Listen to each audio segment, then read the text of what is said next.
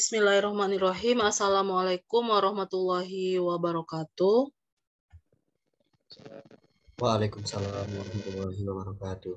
Selamat pagi jelang siang Anda semua. Pada pertemuan kali ini kita akan mereview berbagai materi yang telah Ananda ringkas dari pertemuan 11 sampai dengan pertemuan 14. Nah, untuk presensinya sendiri itu Ibu balik ya, yang hari ini adalah presensi pertemuan 16. Nanti UAS-nya akan Ibu tandai jika Ananda hadir semua untuk Ibu klik di siakat pada pertemuan 15. Jadi di balik 15 dan 16. Dan Ibu minta nanti di akhir kesepakatan Ananda kapan mau UAS-nya. Kalau bisa hari Minggu, pagi, siang, sore, malam, silakan dipilih. Nanti ya disepakati bersama. Dan ini baru 13 orang yang join, silahkan ingatkan kembali teman-temannya yang belum bergabung.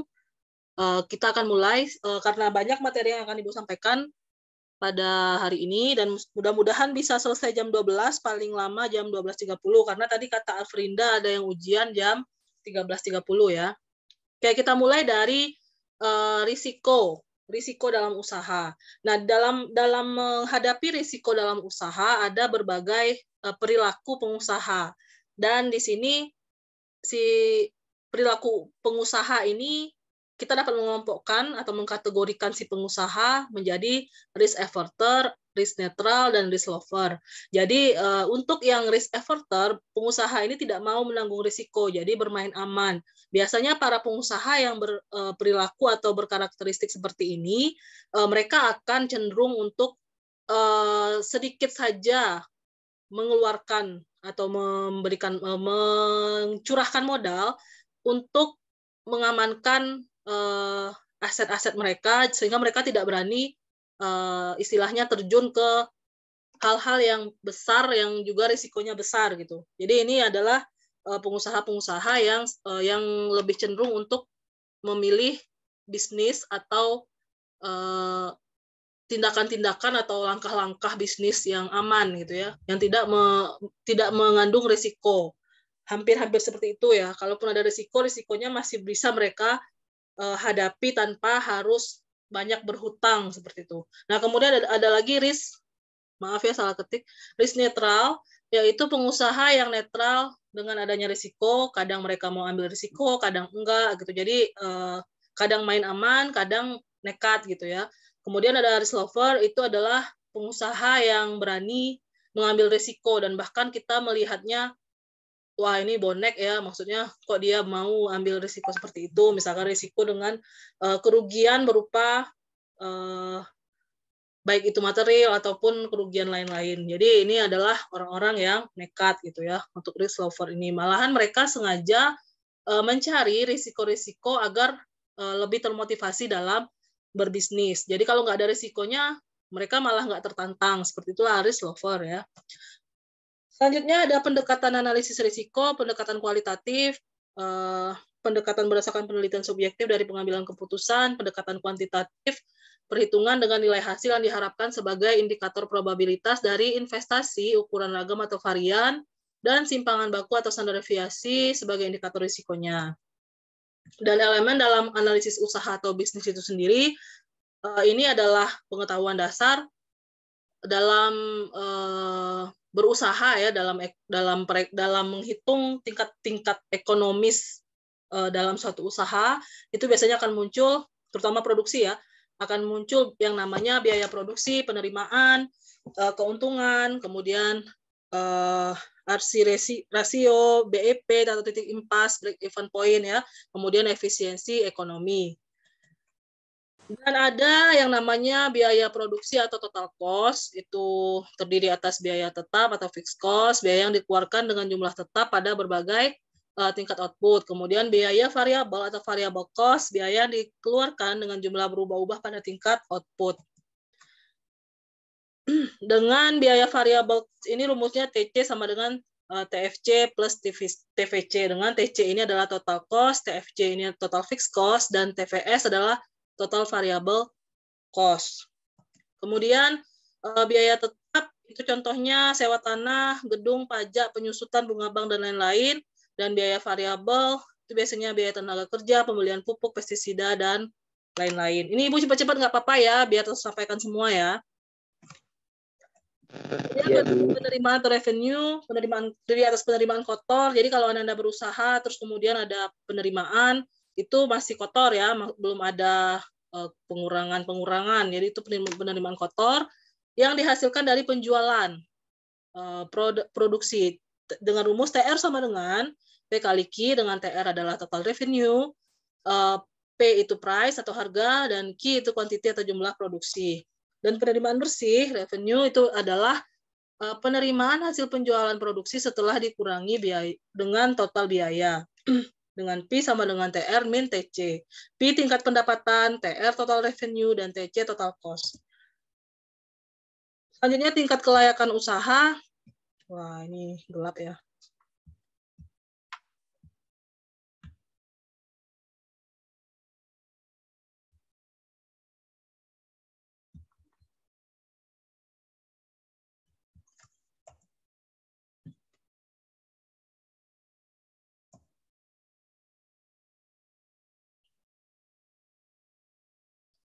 BEP atas produksi, TR sama dengan TC, total pendapatan sama dengan total biaya. BEP unit produksi sama dengan total biaya produksi per harga produksi min biaya per unit produksi. Dan break even point ini sama dengan dirumuskan X sama dengan TFC per P. Selanjutnya titik impas ini, maaf ya ini turun-turun ininya ya, pernya. Itu tadi di ini rumusnya, ini keterangannya, kemudian nanti dibaca sendiri ya. Nanti Ibu perbaiki lagi. Ada 2 slide yang salah tadi ya. Oke, selanjutnya masuk ke efisiensi ekonomi, terdiri atas efisiensi teknis. Efisiensi teknis tercapai manakala produsen atau petani mampu meningkatkan produksinya dengan menggunakan faktor produksi yang sama, contohnya mungkin usaha tani ya. Kemudian contoh nih, petani A menggunakan faktor produksinya 1 juta, keuntungannya 1,2. Kemudian petani B menggunakan faktor produksinya 1 juta, keuntungannya 1,3, maka petani B sudah mampu mencapai efisiensi teknis. Itu contoh dari efisiensi ekonomi. Dan ada lagi yang namanya efisiensi alokatif atau efisiensi harga, tercapai manakala produsen mampu memaksimumkan atau mengoptimalkan keuntungan, mampu menyamakan nilai marginal produk setiap faktor produksi variabel dengan harganya, dan pencapaian keuntungan pada masa jangka pendek. Kemudian efisiensi alokatif dicapai dengan mengkondisikan nilai produk marginal dengan harga input, NPM-X sama dengan PX, indeks efisiensi harga, KI sama dengan 1. Dan penilaian efisiensi ekonomi, KI, NPM, X per PX lebih dari 1, maka usahanya belum mencapai efisiensi alokatif karena penggunaan input produksi terlalu rendah sehingga perlu penambahan input produksi. KI, NPM, X per PX kurang dari 1, maka usaha belum mencapai efisiensi alokatif karena penggunaan input produksi terlalu tinggi sehingga perlu pengurangan input produksi. Kemudian efisiensi ekonomi terwujud manakala efisiensi teknis dan efisiensi alokatif tersebut tadi tercapai. Dan setiap pengusaha tingkat efisiensinya berbeda-beda yang disebabkan oleh perbedaan efisiensi teknis atau efisiensi alokatif atau kedua-duanya. Kemudian pencapaian efisiensi ekonomi dilakukan dengan pendekatan fungsi keuntungan atau Cobb-Douglas. Nanti akan ada contohnya. Kemudian efisiensi ekonomi sendiri, efisiensi teknis dikali efisiensi alokatif, dan seluruh faktor produksi. Dengan efisiensi ekonomi sama dengan TER dikali AER, dan pencapaian efisiensi ekonomi melalui memaksimumkan keuntungan daripada kepuasan. Contohnya ini ada uraian dan jumlah. Di sini contohnya tadi mungkin karena sudah Ibu sebut dari awal petani-petani gitu ya, usaha tani, contohnya di sini. Misalkan ini ada suatu usaha tani ya, dan dia mengeluarkan ini biaya-biaya dengan rincian di sebelahnya. Nah ini maka ketika dia melihat keuntungan, penerimaannya adalah 25.110.000 dan jumlah biaya produksinya adalah 9.837.000. Ini sederhana saja, maka keuntungannya adalah 15.273.000. Kemudian penerima ini kelayakan usaha, jika lebih dari 1, di sini penghitungannya 2,55, maka usahanya layak untuk dilakukan. Dan BEP-nya tadi dihitung, diperolehlah BEP-nya 2.186 ton ya. Kemudian BEP atas harga itu setelah dihitung diperolehlah 1.586.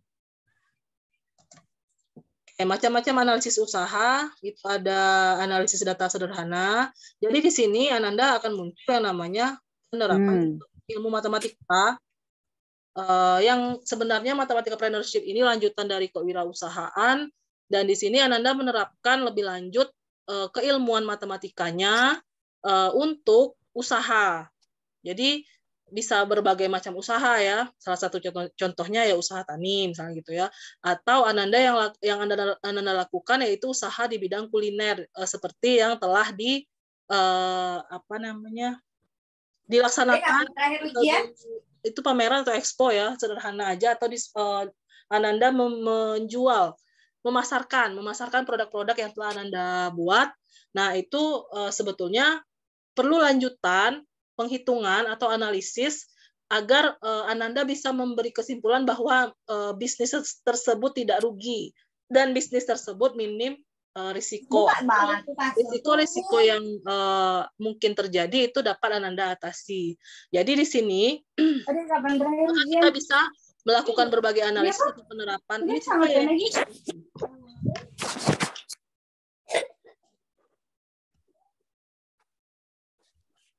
nih, tolong di-mute semua ya.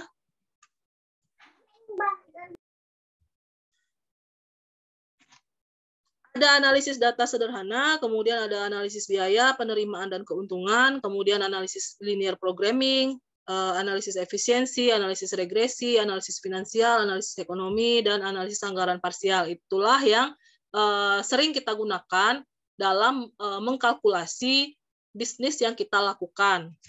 Oke, kita mulai dari analisis data sederhana. Maka di sini ini sudah pernah Anda pelajari pada metode statistika ya. Kita mentabulasi data. Ini mungkin kita lewat-lewat aja ya, karena sudah pernah Anda pelajari. Yaitu ada data discrete, data continue, kemudian ada macam variabel. Kita menentukan kelas, ada distribusi frekuensi ya. Dan di sini contohnya ini itu adalah tabulasi data sederhana. Jadi Ananda bisa mentabulasikan hal-hal yang Ananda lakukan selama melaksanakan atau menjalankan bisnis Ananda. Kemudian ada tabel tujuan khusus, tabel satu arah, ada cross tab nanti ya, cross tabulation dan lain sebagainya. Ini yang analisis data sederhana. Ini Ananda tentunya misalkan Ananda mengelompokkan konsumen, tapi kalau ingin mengelompokkan konsumen berarti Ananda harus mencatat orang-orang yang berbelanja. Kalau misalkan mau mengelompokkan berdasarkan pendidikan. Kemudian ada tabel dua arah atau cross tab, ini kepemilikan, varietas, lokal, unggul. Jadi ada bukan hanya satu variabel saja. Ini adalah analisis data sederhana yang harus Ananda pahami dan kuasai sebagai matematikawan. Karena sebelum masuk ke yang lebih canggih alat analisisnya, kita harus paham dulu yang dasar-dasar. Ini juga penting untuk Ananda lebih bisa memvisualisasikan bisnis Ananda yang sedang berjalan, disertai dengan line plot juga gitu ya, dan ada pie diagram. Kemudian yang kedua adalah analisis biaya, penerimaan, keuntungan. Nah, di sini adalah ilmu ekonomi yang kita terapkan di sini. Namun sebenarnya kita menghitungnya tetap pakai, orang ekonomi itu sebenarnya pakai matematika dan statistika dalam penghitungannya. Jadi kalau nggak kuat dalam matematikanya, maka dalam penghitungan secara dari segi ekonomisnya pun akan salah. Nah, di sini tadi total fixed cost, biaya yang dikeluarkan yang tidak mengurangi hasil output atau produksi. Kemudian output yang dihasilkan tidak mengurangi atau menambah biaya tetap. Kemudian ada sewa tanah atau pajak yang kalau misalnya kita melaksanakan bisnis secara bukan secara online. Kalau online tentunya Ananda boleh mengabaikan yang namanya sewa tanah tadi ya. Tapi kalau pajak itu sepertinya tetap kena pajak ya yang online itu juga. Karena misalkan kita sadar pajak itu kalau kita punya penghasilan itu tentunya kita akan memberikan pajaknya, memotongnya sebanyak 5%. Tapi kalau untuk yang usaha yang baru berjalan mungkin nggak masalah lah, nggak ini ya. Tapi kalau ketika Anda sudah mulai menjalankan bisnis, misalkan apalagi kalau yang ini ya, yang buka ada tempatnya ya, ada gerainya atau misal kafe gitu ya, itu jangan sampai kita numpuk pajaknya sehingga akan vakum beberapa bulan sampai ada pemutihan dan kita bayar gitu ya. Jadi Anda harus bisa juga menghitung pajak dari usaha Anda itu. Dan agar tidak berat, maka kalau misalkan kuliner ini ya, langsung bebankan pajak kepada pembeli. Nah, seperti yang sudah banyak kita jumpai pada kafe-kafe atau tempat-tempat kuliner yang ada di Kota Jambi ya. Ini visualisasinya, kemudian total variable cost, biaya yang besarnya berubah searah dengan berubahnya jumlah output yang dihasilkan. Visi garis bermula dari titik 0 bergerak ke atas, output adalah 0 sehingga visi juga 0 dan seterusnya. Kemudian ini visualisasinya lagi, nanti bisa Anda baca sendiri, nanti akan Ibu share materinya, total cost-nya. Kemudian kita ada metode menghitung biaya dalam analisis biaya atau analisis finansial. Maka data yang digunakan adalah data real yang kita keluarkan. Nah, berarti Ananda harus merinci apa saja biaya yang Ananda keluarkan dalam menjalankan bisnis per kelompok itu ya. Silahkan dirinci, kemudian misalkan beli roti tawar gitu ya, itu berapa selama dari awal sampai hari ini. Jadi batas waktu penghitungan analisis Ananda untuk UAS-nya itu silahkan dirinci, diuraikan sejak mula bisnis itu berjalan sampai hari ini terakhir. Jadi Ananda silakan mulai dari sekarang untuk memikirkan mau pakai yang mana. Ini nanti akan ada pilihan. Ini bukan hanya ini aja ya. Kalau ini kan yang sederhana ya. Kalau misalkan Anda mau yang lebih dalam lagi analisisnya, nanti setelah ini akan Ibu jelaskan.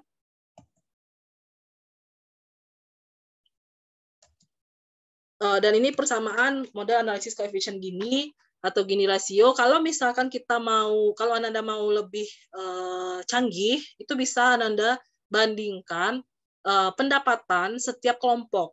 Nah, kalau ada yang mau pakai itu, silahkan Anda konfirmasi ke Ibu. Jadi kalau ada kelompok lain yang mau pakai juga, nggak boleh gitu ya, udah nggak boleh lagi. Jadi nanti Anda yang mau pilih yang mana, di sini kelompoknya mau pilih yang mana, silahkan konfirmasi ke Ibu. Bu, kami mau pakai misalkan Cobb Douglas gitu ya, berarti silakan sampaikan judul lengkapnya, jadi tidak ada yang sama pembahasannya. Nah, kalau ini kenapa ini khususnya ini harus dikonfirmasi. Kalau Ananda menghitung koefisien Gini atau Gini rasio, ada juga yang baca Gini rasio gitu ya. Ini Ananda harus konfirmasi karena membandingkan pendapatan per kelompok, setiap kelompok maksudnya. Jadi ada nggak pemerataan pendapatan bisnis dalam angkatan 2020 selama berjalannya mata kuliah Matematika Partnership ini. Nah, itu yang Ananda akan hitung gitu ya. Nah, koefisien Gini ini adalah 0 sampai 1 nilainya. Dengan rumusnya Gini koefisien sama dengan 1 min N1F1 YI plus 1 plus YI. Dengan YI ini proporsi kumulatif jumlah pendapatan petani dalam kelas 1. Ini kalau contohnya petani tadi ya. YI sama dengan min 1 sama dengan proporsi kumulatif jumlah pendapatan petani sebelum kelas 1. F1 sama dengan proporsi jumlah petani dalam kelas 1. N jumlah kelas. Dan kriteria pengujian nilai koefisien Gini 0,5 sampai 0,7 ketidakmerataan tinggi, kemudian 0,36 sampai 0,49 ketidakmerataan sedang, dan 0,2 sampai 0,35 ketidakmerataan rendah. Lebih lengkapnya nanti akan Ibu share juga tentang koefisien Gini ini. Dan keuntungan usaha itu menghitungnya adalah total revenue min total cost, sehingga disingkat dengan TR min TC. Kemudian untuk cash flow itu kita bisa menggali data dengan beberapa pertanyaan.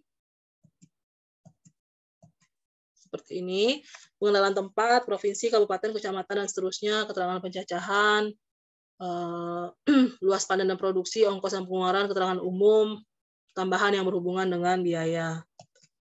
Dan stok pada akhir tahun, apakah ada sisa persediaan tahun lalu. Tapi kalau usaha Ananda sepertinya tidak perlu sampai ke sini juga, karena kan skala kecil ya. Kemudian di sini yang tadi disebut total variable cost, ini kita lewat-lewat aja, ulang lagi ya. Nah, kita masuk ke pengertian efisiensi. Merupakan kombinasi antar faktor produksi yang digunakan dalam proses produksi untuk menghasilkan output yang optimal. Perbandingan antara biaya input yang dikeluarkan untuk proses produksi dengan output yang dihasilkan sebagai produk. Dalam usaha tani ataupun usaha apapun, efisiensi menekankan pada minimalisasi input dan memaksimalkan output.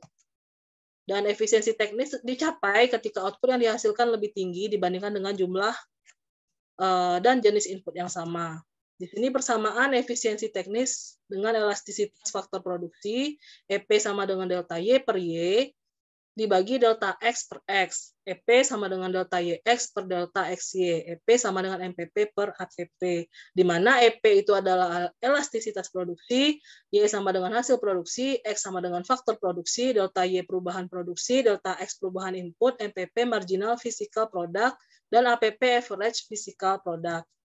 Elastisitas dalam usaha mencapai keuntungan jika nilai elastisitasnya antara 0 dan 1, dan daerah optimum dan maksimum berada pada daerah rasional, maka tingkat efisiensi akan tercapai jika nilai APP sama dengan MPP, dan hubungan antara APP dengan MPP seperti pada gambar. Nah, ini tadi sudah kita bahas, ini rumusnya.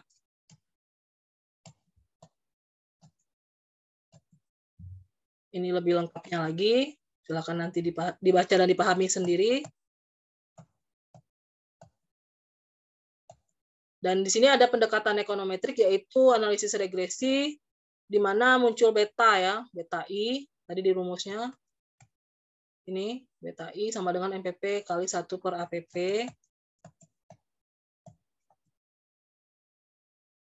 Dan keuntungan akan berhenti pada saat garis harga menyinggung garis TPP atau delta Y kali PY sama dengan delta X kali PX.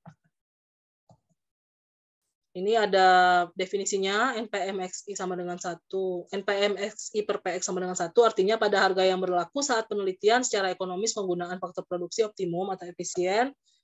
Kemudian NPMXI per PX lebih dari 1, artinya pada harga yang berlaku saat penelitian secara ekonomis penggunaan faktor produksi belum optimum atau efisien.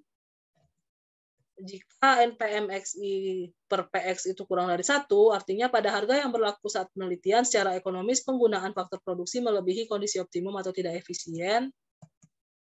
Dan efisiensi ekonomis merupakan kombinasi antara faktor-faktor produksi. Dalam hal ini, hubungan faktor produksi dengan produk, perbandingan harga faktor produksi yang tergabung dengan modal. Kemudian ada lagi analisis linier, merupakan analisis yang memakai model matematika dengan tujuan untuk mencari, memilih, dan menentukan alternatif yang terbaik dari sekian alternatif yang tersedia, dan suatu teknik analisis dari kelompok teknik riset operasi yang memakai model matematika. Dikatakan linier karena perubahan atau variabel X yang membentuk model matematika dianggap linier. Dan linear programming ingin mencapai alokasi atau kombinasi optimum. Mungkin Anda sudah belajar di pemrograman linier dan juga dalam mata kuliah lain yang ibu nggak ngajar ya. Tapi itu bisa Anda terapkan. Itu termasuk adalah penerapan keilmuan matematika dalam bisa dibawa ke bisnis, maksud Ibu. Nggak hanya di bisnis sebenarnya ya, nggak hanya di usaha saja, bisa di hal lain. Tapi karena di sini adalah matematika partnership, maka Anda harus menerapkannya untuk bisnis atau dalam kegiatan entrepreneur.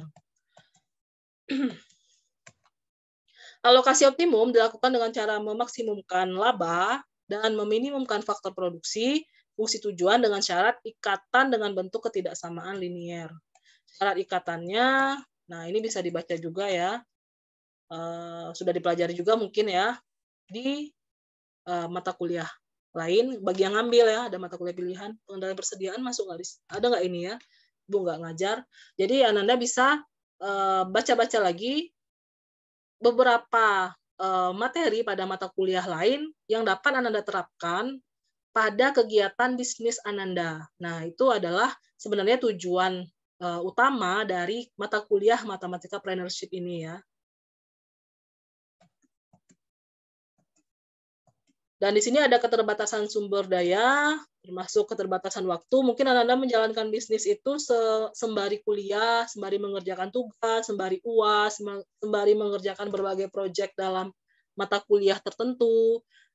Dan ada keterbatasan biaya, tentunya Ananda karena modalnya terbatas, jadi tidak bisa membuat suatu bisnis yang skalanya besar. Kemudian tenaga kerja, mungkin personilnya hanya anggota kelompoknya saja, dan di sini ada luas lahan bisa kita abaikan karena kita online atau misalkan cuma sesekali saja memasarkan secara langsung gitu kan ya. Biasanya Ananda kan lewat status WA dan lain sebagainya. Kemudian berbagai kendala lainnya. Dan perumusan kuantitatif ini juga sudah belajar mungkin ya bagi yang ngambil mata kuliah pilihan. Dan mata kuliah wajib yang mempelajari hal ini juga. Nah, ini linear programming.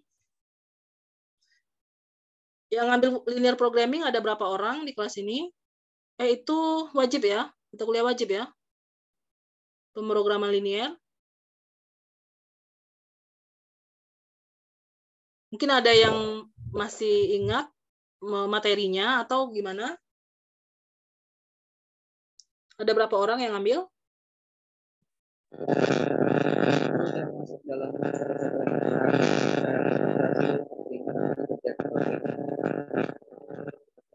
Nggak kedengaran suaranya? Itu ada sebut mata kuliah riset operasi kan di pertemuan berapa itu namanya adanya integer programming, Bu. Oh gitu.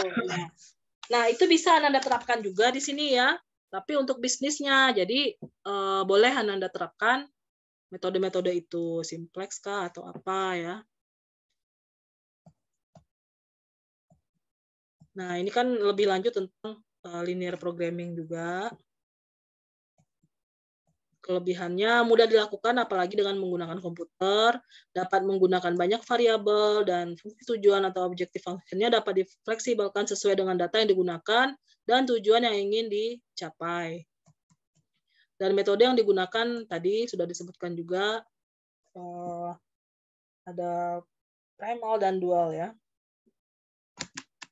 Dan ada yang namanya GFM atau Gross Financial Marginal, dengan keterbatasan sumber daya, meminimumkan biaya risiko untuk mencari nilai pendapatan yang maksimum. Nah, ini yang lebih tepat mungkin ya untuk Ananda, karena memang inginnya sih minimum risiko, terus sumber dayanya terbatas, tapi pendapatannya bisa maksimum gitu.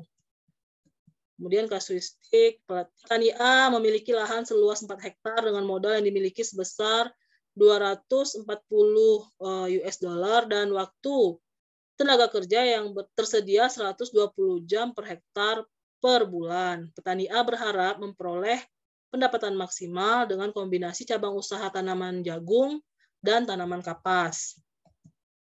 Nah, jika harga jual jagung adalah 25 US dollar dan kapas adalah 40 US dollar, maka modal untuk jagung adalah 40 US dollar dan kapas adalah 80 US dollar. Jam kerja untuk jagung adalah 40 jam per hektar dan kapas adalah 15 jam per hektar. Maka carilah titik optimum kombinasi antara jagung dan kapas yang dapat menghasilkan GFM yang maksimum.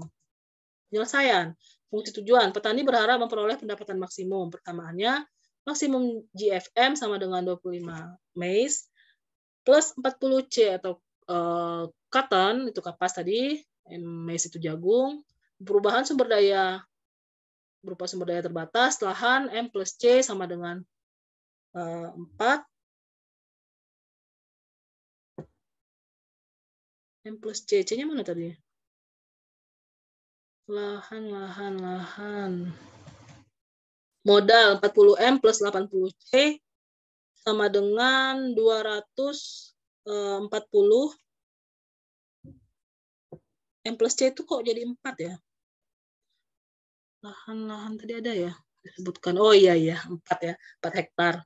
Oke, lanjut. Modal 40M plus 80C sama dengan 240. Tenaga kerja 40M plus 15C sama dengan 120.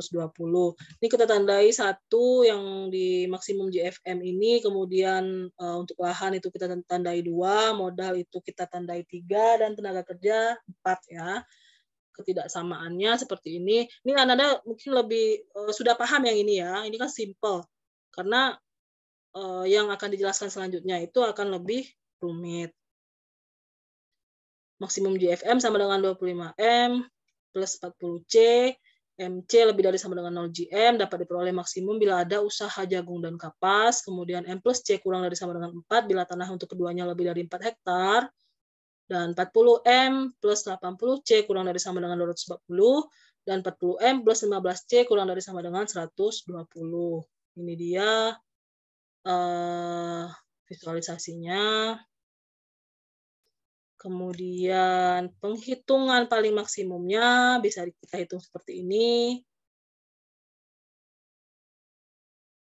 Silakan diperhatikan dulu. Dan ini adalah sampai ke GFM-nya itu termasuk optimasi juga ya. Ini masuknya ke ranah optimasi. Dan ini tugas, bukan tugas sih, coba-coba aja. Carilah titik kombinasi, karena tugasnya memang presentasi itu ya Ibu fokusnya ya. Kalau ini boleh dikerjakan, boleh enggak. Carilah titik kombinasi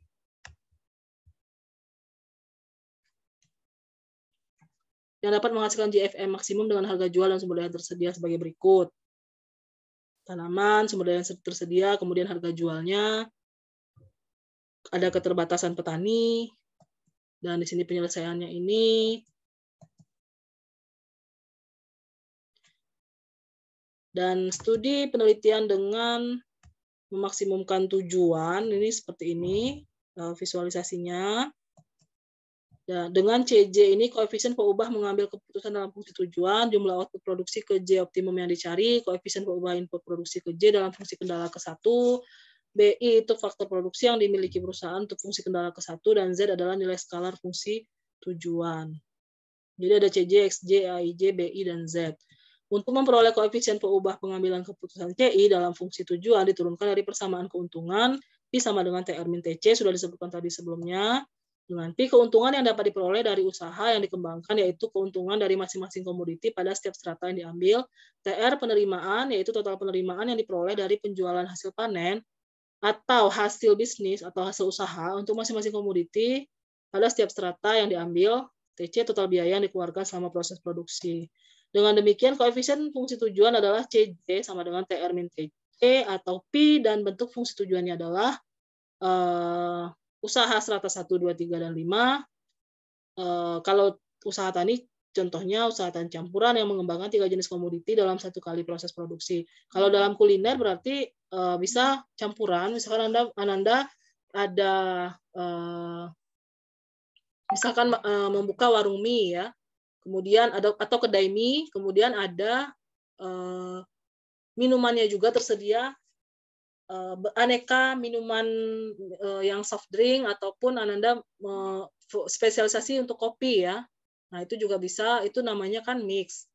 Bukan hanya satu jenis saja, atau bisa juga Ananda juga membuat suatu usaha yang kuliner yang bukan dari dua yang tadi.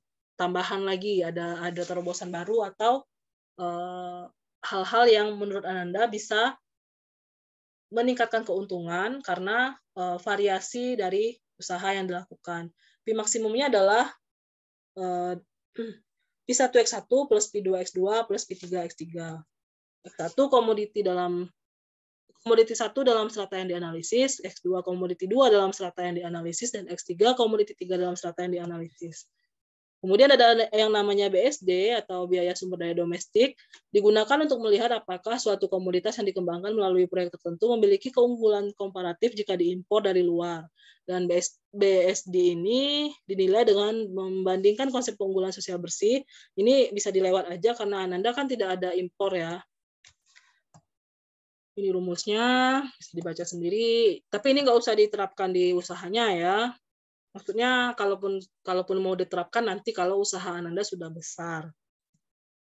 Di sini ada lagi proses analisis sosial. Jadi ketika berbisnis tentunya kita tidak luput dari permasalahan sosial karena yang menjadi konsumen kita adalah masyarakat atau orang-orang di sekitar kita. Itu mungkin untuk materi 1. Kita lanjut beralih ke materi 2. Tolong bantu Ibu di print screen partisipannya ya.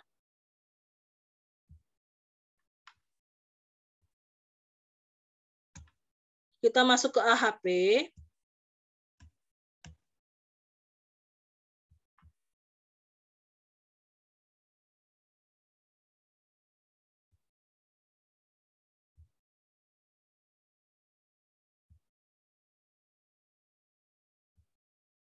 Siapa yang bersedia untuk ini ya, print screen yang hadir?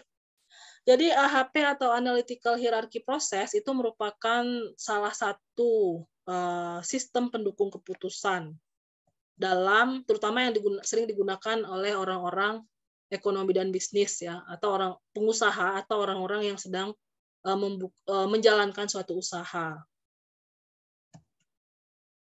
Dikembangkan oleh Thomas L. Sati dari Wharton School of Business pada tahun 70-an, merupakan sistem pembuat keputusan dengan menggunakan model matematis. Makanya di sini dimasukkan ke matematika partnership karena dia walaupun yang menggunakan itu biasanya orang-orang ekonomi atau orang-orang yang berkutat dengan proyek beneran ya, bukan proyek based learning ya, proyek nyata ini ya, proyek yang memang benar-benar jalankan dan menghasilkan keuntungan atau membangun sesuatu atau membuat sesuatu. Nah, di situ model yang digunakan adalah model matematika dan AHP membantu dalam menentukan prioritas dari beberapa kriteria dengan melakukan analisis perbandingan berpasangan atau pairwise comparison dari masing-masing kriteria. Hasil akhir dari proses AHP adalah prioritas-prioritas dari alternatif-alternatif yang menjadi pilihan. Dan cara kerja AHP adalah dengan menyederhanakan suatu permasalahan kompleks yang tidak terstruktur, strategik, dan dinamik menjadi bagian-bagian. Sehingga prinsip kerjanya adalah yang pertama, menentukan tujuan atau sasaran, kriteria, dan alternatif. Yang kedua, menyusun hierarki dan kriteria alternatif, kemudian memberi nilai alternatif dan kriteria, yang keempat memeriksa konsistensi penilaian alternatif dan kriteria, yang kelima menentukan prioritas kriteria dan alternatif. Nah, ini contoh, ada goal jurusan, ada mata kuliah, matematika, bahasa Inggris, bahasa Indonesia, kimia, fisika, biologi, praktikum, dan kejuruan. Ini level 1. Kemudian level 2-nya teknik sipil, teknik elektro, teknik komputer dan jaringan. Nah, di sini model AHP level 1 ketahui dulu bobot dan persentase nilai mata pelajaran atau mata kuliah. Matematika berapa persen, bahasa Indonesia berapa persen, fisika berapa persen, kimia, biologi, kejuruan teknik, bahasa Inggris, praktek, dan lain sebagainya. Kemudian level 2 ketahui bobot dan persentase jurusan berdasarkan nilai. Teknik sipil berapa persen, teknik elektro berapa persen, teknik komputer dan jaringan berapa persen. Kemudian jumlahkan hasil level 1 dan level 2 untuk memperoleh goal jurusan. Nah, level 1 ketahui bobot dan persentase nilai mata kuliah, bobot nilai akademik calon mahasiswa baru itu misalkan fisika nilai 60 bobot 1, kimia 61, 2 bobotnya, biologi bobotnya 1, praktek itu bobotnya 1, matematika bobotnya 3, bahasa Inggris 5, bahasa Indonesia 4, dan kejuruan 1. Dengan keterangan 1 itu rendah, 2 rendah menengah, 3 menengah, 4 menengah utama, dan 5 utama. Ini tergantung, ini bisa disesuaikan dengan kasus ya, untuk bobot dan keterangannya ini. Jadi pembobotan ini tergantung kasus. Kalau ini kan kasusnya untuk mata kuliah. Kemudian di sini level 1 ada matriks perbandingan berpasangan M1. Di sini kita silahkan kita seperti kalau di statistika ini ya, kayak matriks korelasi ya. Jadi ketika dia dikorelasikan dengan dirinya sendiri, jadi nilainya 1. Diagonalnya pasti bernilai 1. Nah, di sini akan ada lagi nilai 1 itu keterangannya sama, nilai 3 itu sedikit lebih penting, nilai 5 itu lebih penting, 7 jelas lebih penting, 9 mutlak lebih penting. Sekali lagi Ibu tekankan di sini untuk pengkategorian ini itu tergantung kasus, jadi ini tidak mutlak atau ini bukan baku, bukan bentuk bakunya ya, ini cuma contoh. Total nilai untuk matriks perbandingan berpasangan M1 seperti ini. Kita hitung totalnya. Untuk kimia 17, biologi 28, fisika 28, praktek 28, bahasa Inggris 2, bahasa Indonesia 5, matematika 10, kejuruan 28. Persentase bobot nilai akademik M1 dan kita rata-ratakan vektor prioritasnya. Jadi di sini untuk ke jumlah kolom itu semuanya 1, untuk jumlah baris itu berbeda-beda. Diperolehlah untuk kimia, rata-rata vektor prioritasnya 0,08, biologi 0,03, kemudian fisika 0,03. Ini tinggal dirata-ratakan aja ya. Nah, diperolehlah sampai kejuruan itu 0,03. Selanjutnya,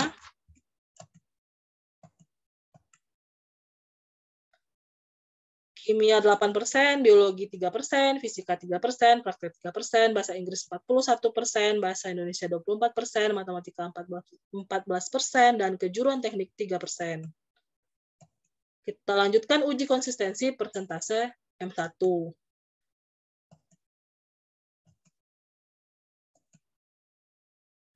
R sama dengan CI per RI, dengan CI itu adalah lambda max min N dibagi N min 1, yang disebut sebagai rasio penyimpangan konsistensi. Lambda maksimumnya adalah sigma lambda per N, dengan N itu jumlah kolom, dan RI ini adalah random consistency index.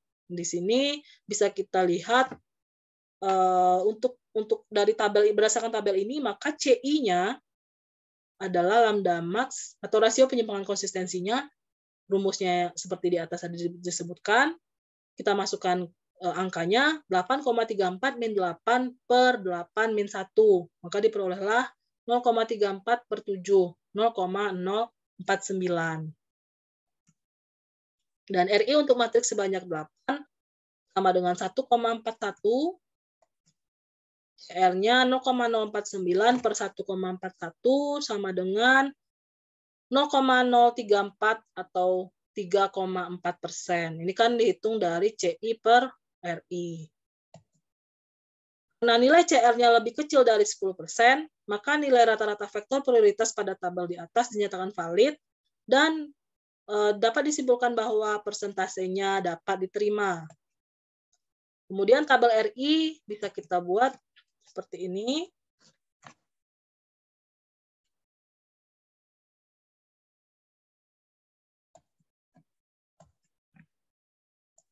Nah, untuk level 2 dari model AHP-nya, kita harus ketahui bobot dan persentase jurusan berdasarkan nilai standar nilai minimum per jurusan dan nilai calon mahasiswa. Ini tabelnya. Dan bobot nilai akademik calon mahasiswa baru berdasarkan standar nilai minimum per jurusan. Bisa dilihat juga tabelnya. Nah, di sini ada lagi pengkategorian matriks perbandingan berpasangan kimia M2. Untuk kimia, ada teknik sipil, teknik elektro, dan teknik komputer dan Tadi apa J-nya? Teknik komputer dan jaringan ya. Nah, di sini keterangan untuk 1 itu sama, untuk nilai 3 itu sedikit lebih penting, untuk nilai 5 lebih penting, nilai 7 jelas lebih penting, dan 9 mutlak lebih penting.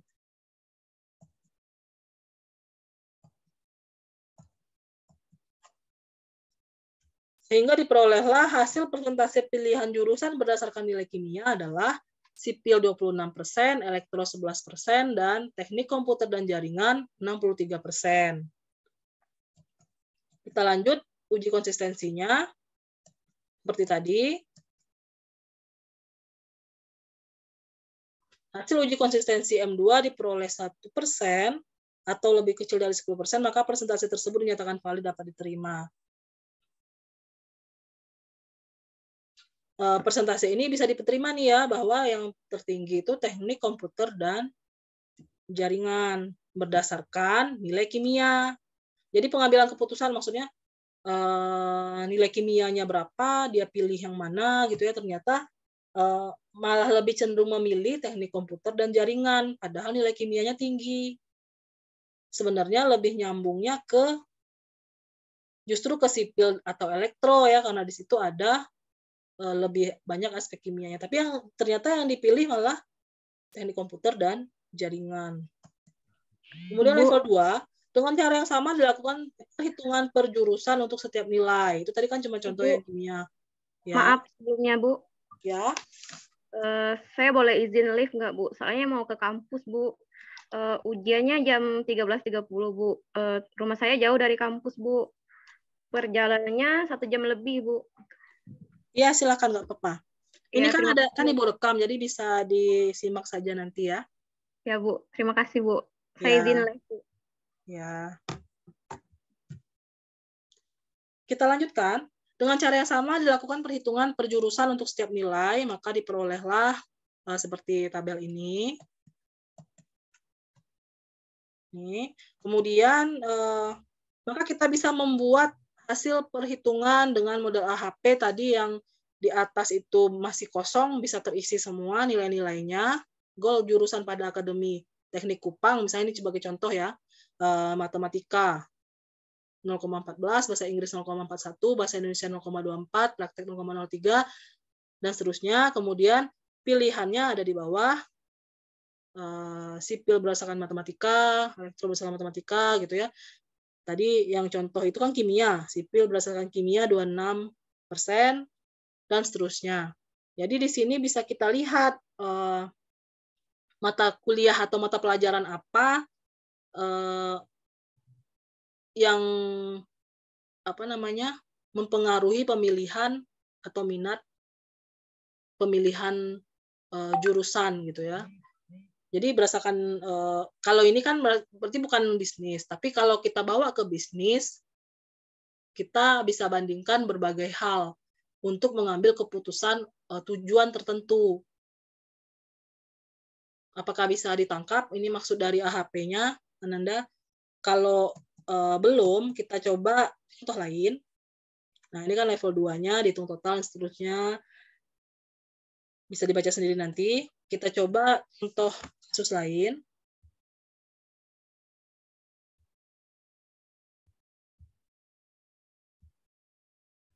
Apakah bisa dilihat?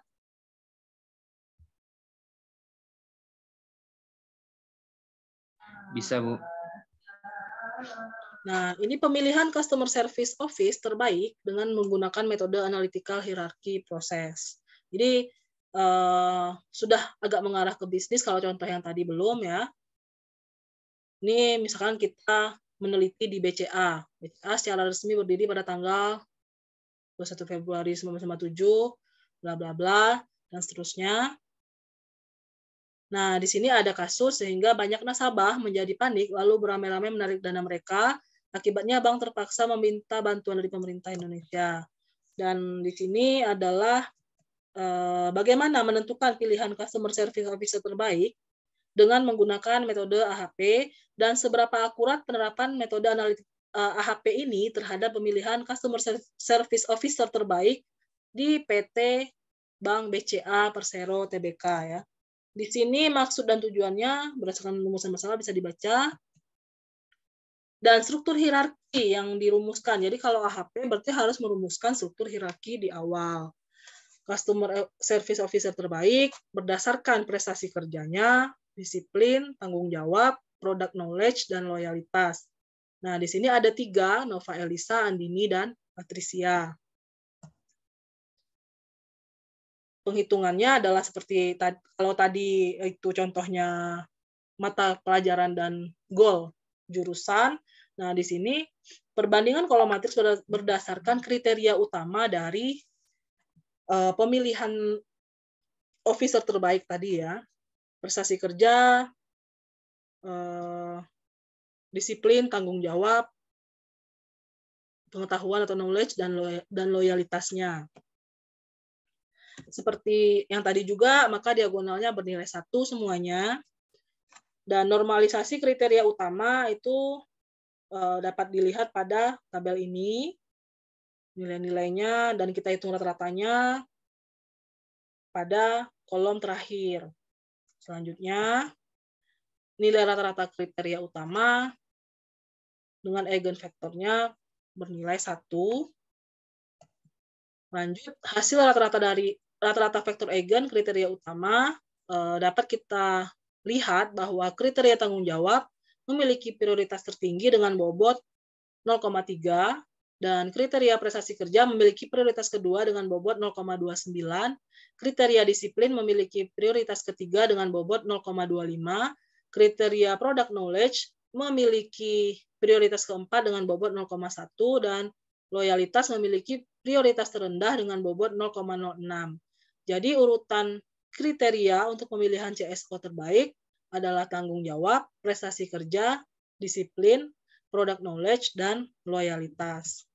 Kemudian mengukur konsistensi kriteria utama. Dalam pembuatan keputusan, seberapa baik konsistensi yang ada sangat penting untuk diketahui karena kita tidak menginginkan keputusan berdasarkan pertimbangan dengan konsistensi yang rendah. Hal-hal yang dilakukan dalam langkah ini yaitu mengalihkan setiap nilai pada kolom pertama dengan prioritas relatif elemen pertama, nilai pada kolom kedua dengan prioritas relatif kedua, dan seterusnya. Kemudian jumlahkanlah setiap baris, kemudian hasil dari penjumlahan baris dibagi dengan elemen prioritas, elemen relatif yang bersangkutan.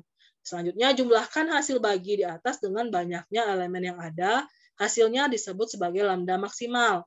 Lalu kita hitung konsistensi indeks atau CI atau CI dengan rumus CI sama dengan lambda max min N dibagi N min 1. Lalu kita hitung rasio konsistensi atau konsistensi rasio atau CR atau CR dengan rumus CR sama dengan CI per IR. Tadi sudah juga contoh yang sebelumnya. Kemudian konsistensi level 1 berdasarkan kriteria utama kita hitung lambda max-nya adalah 5,390 atau 5,39, CI-nya 5,39 min 5 dibagi 5 min 1 diperolehlah 0,971 dan CR sama dengan 0,971 per 1,12 sama dengan 0,0867.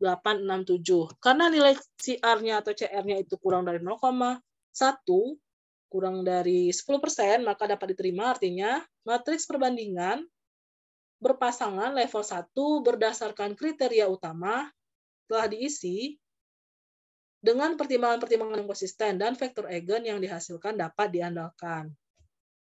Setelah melakukan proses pengukuran konsistensi, kegiatan selanjutnya adalah melakukan sintesa global untuk pengambilan keputusan dengan prosedur yang pertama mengalihkan gabungan vektor eigen pada level 2 atau level alternatif keputusan dengan vektor eigen pada level 1 atau level kriteria dengan hasil operasi perkalian tersebut selanjutnya disebut sebagai vektor eigen keputusan. Kemudian keputusan yang diambil adalah keputusan yang mempunyai nilai yang paling benar. Hasil keputusan alternatifnya dari vektor eigen keputusan terlihat bahwa Patricia memiliki bobot prioritas tertinggi yaitu 0,3994, Novi Elisa memiliki bobot prioritas kedua yaitu 0,3264 dan Andini memiliki bobot prioritas ketiga yaitu 0,2742. Dan berdasarkan vektor eigen keputusan maka PT BCA cabang Sunter akan memilih Patricia sebagai CSO terbaik. Nah, ini bisa Ananda terapkan, tapi bukan dalam CSO aja ya. Bisa juga dalam produk. Misalkan Ananda punya 3 produk yang dijual. Itu bisa ya, bisa menerapkan ini. Kan Ibu lihat kemarin ada yang 2 jenis yang dijual, ada yang 3 jenis, ada yang kalau Ananda punya usaha lain yang dijual secara online tetapi bukan kuliner, itu bisa juga Ananda gunakan AHP ini. Dan perhitungan terakhir adalah melakukan pengujian rasio konsistensi hierarki atau CRH dengan cara CI level 1, kemudian vektor eigen level 1 pada kolom berikutnya, dan CI level 2-nya, kemudian ada RI level 1, kemudian vektor eigen level 2, dan bisa dilihat penghitungannya seperti tabel ini. Sehingga CRH-nya adalah 0,10111962 per 1,7 diperolehlah 0,05948,213. Dari perhitungan di atas diperoleh nilai CRH kurang dari 0,1 atau kurang dari 10%, maka hierarki secara keseluruhan bersifat konsisten. Sehingga kesimpulan yang diperoleh dapat diterima, artinya keputusan yang ditetapkan dapat diandalkan. Maka kesimpulan yang didapatkan dari hasil yang telah diperoleh sudah sesuai terhadap hasil hipotesis.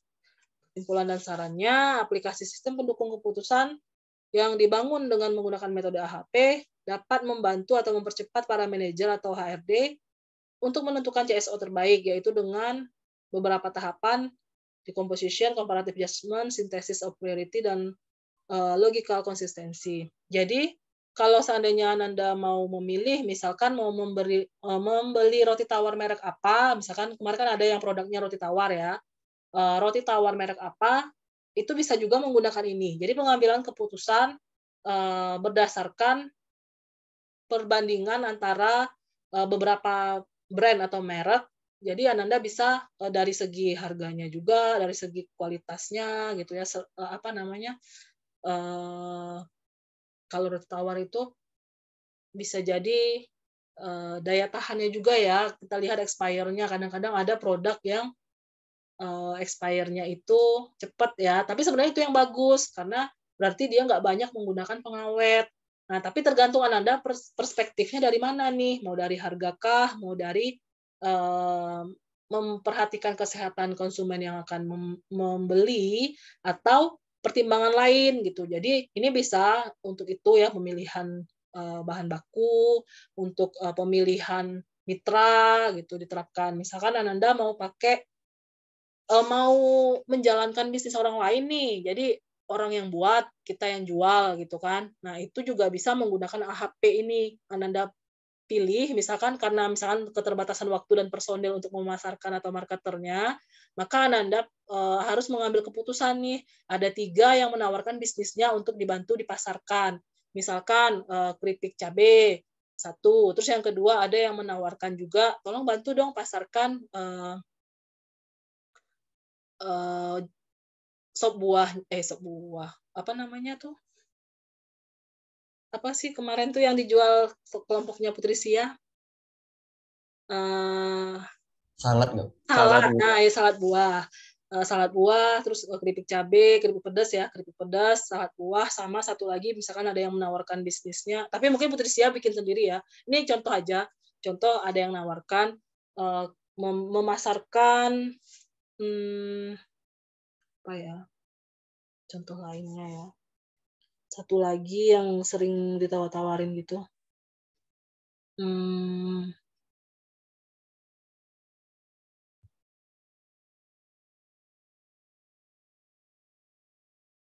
Tadi buah-buahan ada yang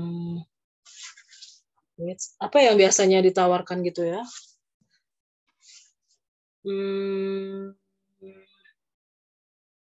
Aneka nugget mungkin ya, atau apa yang lagi tren sekarang? Oh, frozen food. Nah, itu yang lagi tren ya.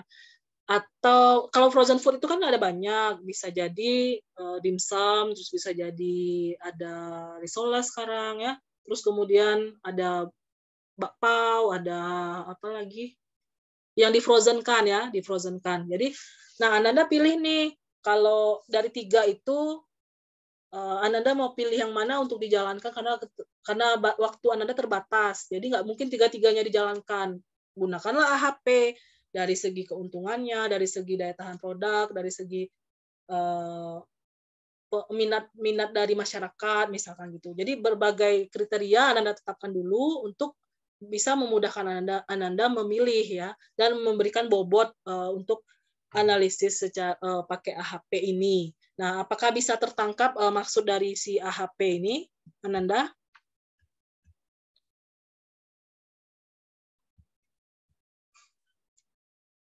Untuk memudahkan juga kemarin udah Ibu share softwarenya, tinggal dimasukin aja itu angkanya. Tapi sepertinya cukup jelas ya, tidak terlalu susah ya. Nah, kita masuk lagi ke yang namanya Cobb Douglas. Kalau Ananda mentok semua, misalkan dari segi apa tadi ya, AHP dan juga Cobb Douglas ini kurang serak atau nggak cocok dengan bisnisnya, ya mentok-mentoknya pakai analisis regresi dan korelasi lah ya, karena di situ. Tapi jangan semua kelompok kayak gitu, karena itu kan mudah. Terus yang kedua, udah sering digunakan dalam laporan-laporan penelitian dan lain sebagainya, dan juga itu adalah pendekatan ekonometrika, boleh ya digunakan untuk berbisnis, paling banyak digunakan. Tapi Ibu nggak menyarankan itu. Kalau bisa sih gunakanlah AHP karena masih jarang ya digunakan di prodi kita. Kemudian Cobb Douglas ini juga. Cobb Douglas sebenarnya pendekatan ekonometrik juga, cuma masih jarang digunakan. Kemarin itu angkatan 2019 cuma Seprika yang menggunakan. Oke, kita coba lihat penerapan Cobb Douglas ini. Ini terakhir nih ya materinya. Boleh juga Ananda cuma tadi yang sederhana kayak efisiensi risiko yang TCTC tadi ya, yang di awal itu boleh. Tapi kalau bisa ditambah lah yang agak dalam dikit analisisnya, jangan yang terlalu permukaan seperti itu tadi. Minimal Ananda pakai optimasi lah, jangan cuma sekedar mengurang-urangkan gitu ya. Terus juga kalau bisa sih, kalau bisa semuanya ya lebih bagus lagi, maksudnya pakai Cobb Douglas juga, terus pakai AHP juga ya, terus ada yang penghitungan umum tadi juga dilakukan gitu untuk melihat faktor-faktor produksi atau analisis input outputnya itu akan lebih baik. Minimal ya pakai optimasi, terus atau analisis regresi dan korelasi. Kalau bisa terapkanlah AHP, terapkanlah Cobb Douglas, terapkanlah stochastic frontier. Tapi kita nggak bahas itu dulu. Kita cukup ini aja biar Ananda lebih fokus karena waktunya juga tadi Ibu telat mulai karena pagi Ibu UAS matematika dasar untuk prodi kimia karena mereka sebenarnya jadwalnya siang, mintanya di awal gitu. Minta diganti karena ada dosen yang minta diganti jadwal ke siang itu juga. Memang sekarang ini susah karena di akhir-akhir banyak dosen minta ganti jadwal gitu ya. Sebenarnya dimaklumi, namun terkadang jadinya mengorbankan mata kuliah yang lain gitu ya. Nah, itu yang sebenarnya kita harus hindari. Sebenarnya juga ini kita sampai jam 12 cuma ya. Itu sampai jam berapa? Ini masih bisa ya. Oke, ini adalah penerapan analisis fungsi Cobb Douglas guna meningkatkan efisiensi penggunaan produktivitas tenaga kerja. Kita lihat dulu abstraknya. Permintaan konsumen yang bersifat fluktuatif mendorong perusahaan untuk bisa menentukan secara tepat kuantitas tenaga kerja optimal dalam mencapai target produksi sesuai dengan permintaan pasar. Hal ini bertujuan agar tercipta efisiensi penggunaan tenaga kerja sebagai suatu upaya di dalam menghadapi persaingan pasar global yang kompetitif. Melalui fungsi produksi Cobb Douglas akan dapat diketahui apakah dengan adanya perubahan terhadap penambahan atau pengurangan tenaga kerja berdampak pada produktivitas tenaga kerja. Serta melalui fungsi produksi masing-masing produk, dapat pula diketahui urutan prioritas produksinya sesuai dengan kondisi skala output produk itu sendiri. Dari hasil analisis, perusahaan ISPAT Indo dapat menetapkan kuantitas tenaga kerja optimal untuk tahun 2007 sampai dengan 2009 masing-masing sebesar 76257, 70271, dan 72610 jam kerja, sehingga dapat diketahui kelebihan tenaga kerja yang terpakai adalah sebesar 1993, 5581, dan 2878 jam kerja. Selain itu, adanya penambahan tenaga kerja akan menurunkan produktivitas tenaga kerja masing-masing sebesar 0,779%, 0,0019%, dan 0,532%, serta pengurangan tenaga kerja sampai kondisi optimal dapat meningkatkan produktivitas tenaga kerja sebesar 2,14%, 7,89%, dan 3,1%. Mengenai urutan prioritas produksi disesuaikan dengan kondisi skala output setiap produk, di mana hasil analisis menunjukkan bahwa urutan tersebut bebas untuk ketiga produk, yaitu produk wire rods, billet saja, dan billet rollable mix karena berada sama-sama dalam kondisi skala output meningkat. Nah, kita lihat saja langsung ke rumusan masalahnya. Apakah dengan adanya penambahan ataupun pengurangan tenaga kerja akan mampu meningkatkan atau menurunkan tingkat produktivitas tenaga kerja yang ada jika dianalisis menggunakan analisis fungsi produksi Cobb-Douglas. Dan berdasarkan permasalahan, maka dapat dirumuskan tujuan menentukan kuantitas input tenaga kerja optimal guna mendapatkan output yang sesuai dengan target perusahaan. Yang kedua, menentukan efisiensi penggunaan tenaga kerja. Yang ketiga, mengetahui dampak penambahan dan pengurangan penggunaan tenaga kerja terhadap produktivitas rata-rata tenaga kerja, menentukan urutan prioritas produksi sesuai dengan kondisi return to scale masing-masing produk. Dan batasan masalahnya, permasalahan dibatasi pada produksi jangka pendek saja dan tidak mengikutsertakan produksi jangka panjang. Dan dalam produksi jangka pendek hanya dipertimbangkan dua input, yaitu input tetap dan input variabel, dengan asumsi semua operator atau karyawan bekerja dalam kondisi normal, tidak terjadi penambahan atau pengurangan tenaga kerja selama penelitian berlangsung. Dan ini fungsi Cobb-Douglas pada tahun menurut dalam fungsi Cobb-Douglas dalam Vincent Gaspers pada tahun 2004, Q sama dengan delta I alpha, di mana Q sama dengan kuantitas output yang diproduksi, I sama dengan jenis input produksi, delta sama dengan indeks efisiensi penggunaan input, dan alpha adalah elastisitas output dari input yang digunakan. Sedangkan pada permasalahan kali ini, fungsi produksinya dinotasikan Q sama dengan delta L alpha K kali beta, di mana di sini sebenarnya Cobb-Douglas ini kita langsung ke sini lompat ya. Nah, ini kalau Ananda familiar dengan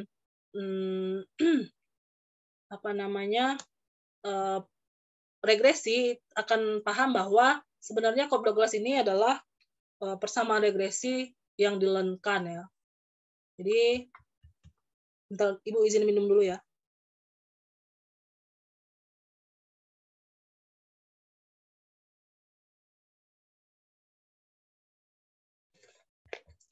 Nah, bagaimana prosedur Cobb-Douglas ini kalau kita sebagai orang yang biasa melakukan analisis regresi, itu tinggal kita kalikan semua, kita learn-kan, kita transformasikan data awal yang dalam kolom-kolom itu, semuanya di-learn-kan.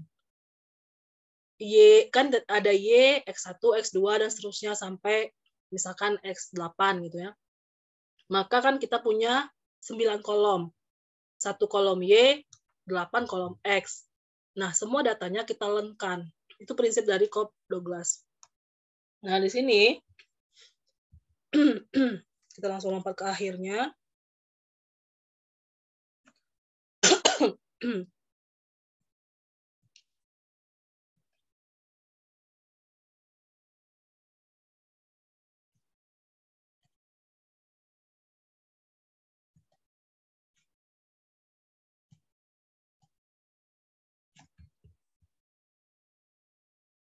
Dan kenapa yang angkanya tadinya besar itu bisa menjadi kecil karena di-learn-kan ya. Dan ini kita harus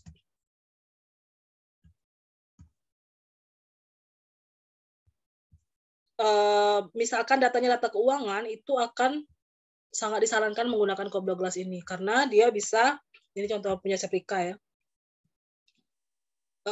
akan membuat analisisnya menjadi lebih sempurna. Karena kalau data keuangan kita paksakan regresi, itu kan datanya miliaran, triliunan ya, nolnya banyak. Sekaligus kita transformasi data itu tujuannya untuk menyederhanakan data. Nah, di sini si Seprika tadi tujuannya adalah analisis faktor-faktor yang mempengaruhi pendapatan asli daerah atau PAD di Provinsi Jambi dengan menerapkan regresi linear berganda.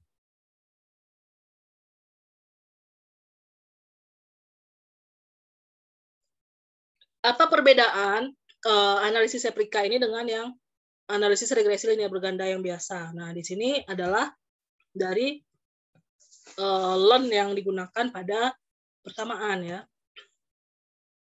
Kita langsung masuk ke halaman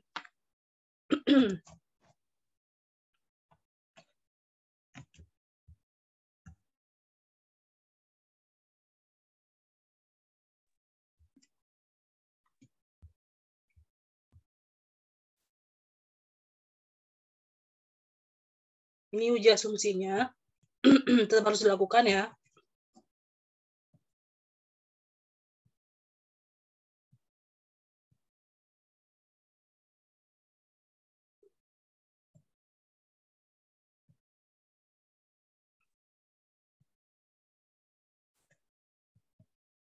Nah, dia belum belum dicantumkan yang lain. Nah, ini dia. Jadi Ananda lihat di sini, Seprika itu langkahnya adalah Y-nya dilenkan, kemudian X-nya dilenkan, X2-nya juga dilenkan, X3-nya dilenkan, maka di Excel dulu ya, di Excel kemudian pindahkan ke SPSS atau ke software yang digunakan untuk menganalisis, bisa eFuse, bisa Gretel, bisa PAS, bisa JSP, atau JETS, itu dianalisis, dan nanti ketika membuat persamaan kan muncul nih koefisien nih. Tambahkan lagi lah learn-nya ini, karena datanya sudah di-learn-kan tadi. Nah, ini sebenarnya sudah menerapkan Cobb-Douglas. Nah, itu ya, Nanda. Apakah ada pertanyaan sampai sini? Mohon maaf, Ibu, ini terbatuk-batuk ya. Nah, ini. Dalam bentuk transformasi fungsi Cobb-Douglas, maka persamaan di atas diubah ke dalam bentuk asli fungsi Cobb-Douglas. Jadi, tadinya sudah dalam bentuk learn, maka dia bisa mengubah kembali ke bentuk asli dengan cara seperti ini. Kalau mau diubah ke bentuk aslinya lagi, gitu ya. Oke, mungkin itu sekilas dari Ibu tentang fungsi Cobb-Douglas. Kalau Ananda mau menerapkan fungsi Cobb-Douglas lainnya, ada banyak ya. Ada translog, ada apa, banyak modifikasinya. Yang paling sederhana itu ini ya. Itu silahkan. Dan sekali lagi, tolong konfirmasi dulu. Jadi jangan ada kelompoknya, misalkan 4 kelompok itu bahasnya Cobb-Douglas semua gitu ya. Atau 4 kelompok itu bahas AHP, semua jangan sampai seperti itu. Maka konfirmasilah judul dari laporan UAS Ananda itu yang akan dipresentasikan. Konfirmasi dulu ke Ibu lewat PC atau Wapri ya. Silahkan tanyakan dulu, Bu, boleh nggak kami pakai ini gitu ya. Nah, sekalian Ibu catat nih, oh ini menggunakan apa gitu ya. Dan jangan sampai double-double atau semuanya kayak angkatan 2021, tugas statistika dan parametriknya uji tanda semua ya. Karena nggak konfirmasi ke Ibu, dan Ibu pun waktu itu Ibu lepas, maksudnya ya silahkanlah mau pilih yang mana. Terus mereka pilih yang paling mudah gitu. Jangan sampai seperti itu. Ini nanti ada batasan-batasan. Kalau mau yang mudah cepat-cepatlah konfirmasi ke Ibu gitu ya. Oh, kami pakai ini. Jadi kelompok yang lain paling cuma 1 kelompok lagi yang Ibu bolehkan pakai alat itu juga. Nah, kelompok yang lainnya pilih alat yang lain gitu. Agar ada variasi dalam tugasnya. Sampai sini ada pertanyaan atau hal-hal yang ingin didiskusikan?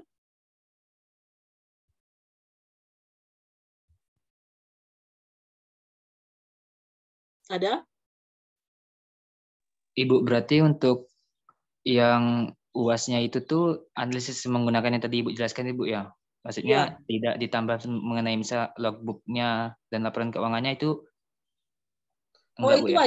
itu wajib ya. Wajib ya? Yang sederhana, misalkan deskripsi dari usahanya itu wajib. Foto-foto, terus logbooknya, terus habis itu laporan keuangannya itu wajib.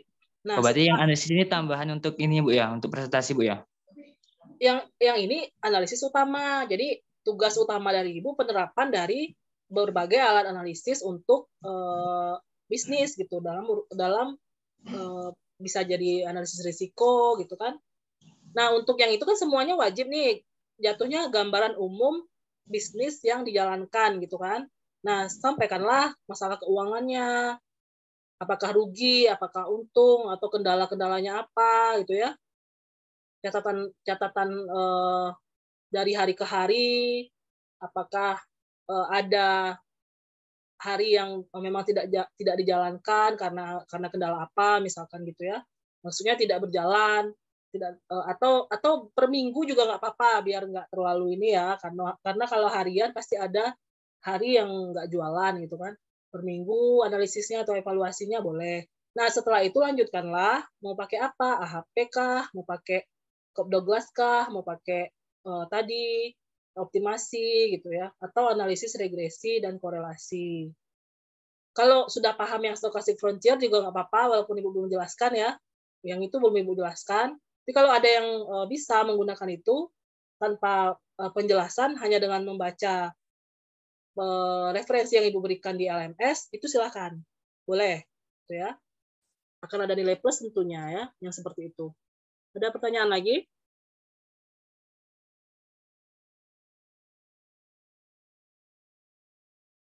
Jadi cukup jelas ya, ini kan ada recordingnya nih, ada rekaman perkuliahan hari ini. Kalau Ananda misalkan lagi di jalan atau lagi persiapan untuk ujian sistem dinamik, tetap bisa membuka video ini nanti. Yang jelas, jangan sampai ada lagi pas presentasi, Bu, kami cuma ini, Bu, cuma deskripsi aja, cuma pelaporan evaluasi keuangannya aja. Nggak bisa ya, berarti nilainya setengah itu ya. Karena tidak menerapkan alat analisis yang dipelajari pada pertemuan 11 sampai pertemuan 15 gitu. Jangan salahkan kalau nilainya nanti pas-pasan. Nah, yang benar itu adalah deskripsinya ada, evaluasi keuangannya ada, dilanjutkan dengan penggunaan alat analisis tambahan. Yang merupakan analisis utama dalam perkuliahan ini, dalam UAS ya justru ya. Jadi yang diharapkan justru alat analisis itu yang diterapkan untuk bisnisnya. Catatan ini bisnisnya ya, bukan bisnis orang lain ya. Harus bisnis masing-masing gitu. Jadi pakai apa nih? Mau apakah analisis pengaruh antara, nah kan di situ ada pendapatan. Nah itu pakai Cobb Douglas bisa, pakai learn ya, dilearnkan gitu. Tapi jangan semuanya juga pakai itu gitu. Kalau bisa ya seperti Ibu bilang tadi, misalkan pemilihan bahan bakunya, apakah beli buahnya di pasar Villa Kenali kah, atau di pasar keluarga kah, atau di pasar mama gitu ya. Itu juga bisa.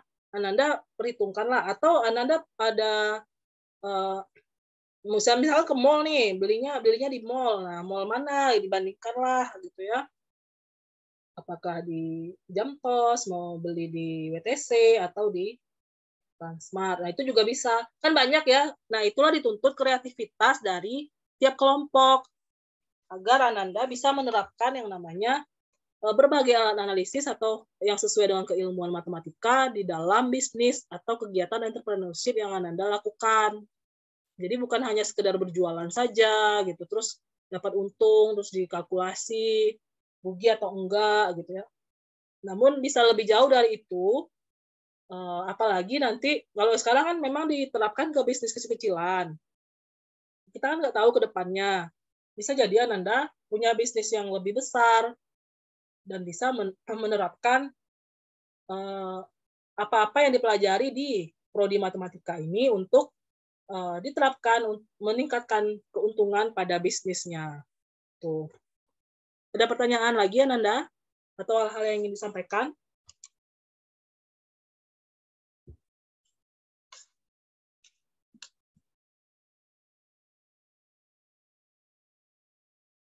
Jika tidak ada, Ibu cukupkan sampai di sini. Pertanyaan lebih lanjut bisa disampaikan di grup ya. Baik, Ibu. Atau di Japri atau Wapri atau PC ke Ibu. Demikian. Mohon maaf jika terdapat hal-hal yang kurang berkenan. Selamat siang. Assalamualaikum. Oh iya, UASnya jadi kapan nih? Hari Minggu ya? Boleh nanti didiskusikan dulu nggak, Bu? Atau mau Kamis depan aja. Cuma presensinya nanti karena sudah Ibu klik, kalau Kamis depan udah nggak, kayaknya udah lewat itu, nggak bisa Ibu klik lagi gitu ya. Kalau bisa sebelum Kamis depan gitu. Apakah hari Minggu? Nah, kalau hari Senin, Selasa, Rabu itu malam Ibu bisanya. Tolong nanti Faru Rozi diskusikan dengan teman-temannya dan segera dikabari Ibu ya. Iya, Bu. Baik, Bu. Kalau mau pagi, siang, sore itu hari Minggu. Kalau mau Senin, Selasa, Rabu itu malam ya. Oke, demikian. Terima kasih atas kehadiran Ananda semua di tengah banyaknya padatnya UAS pada minggu ini. Selamat siang. Assalamualaikum warahmatullahi wabarakatuh. Waalaikumsalam warahmatullahi wabarakatuh. Terima kasih, Bu. Sama-sama semua.